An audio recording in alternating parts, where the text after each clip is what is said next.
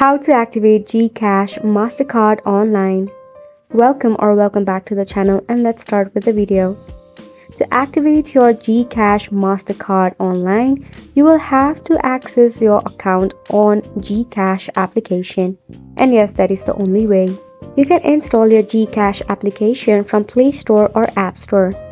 Once you are logged in, tap on the menu icon and head to My Linked Account. In here, you will see the option of Order Card, Link My Card and Track My Order. Just go ahead and select Link My Card to activate your credit card. To activate your card, you have to follow this simple step. First one is you have to enter the 4 last digit of your card. Secondly, go ahead and enter your virtual account number. Then select the option of Next. Once you do this, you have to verify your identity. Depending on the Gcash requirement, you may need to verify your identity to activate the card. Also, you have to follow the additional prompt such as verifying yourself to CAPTCHA.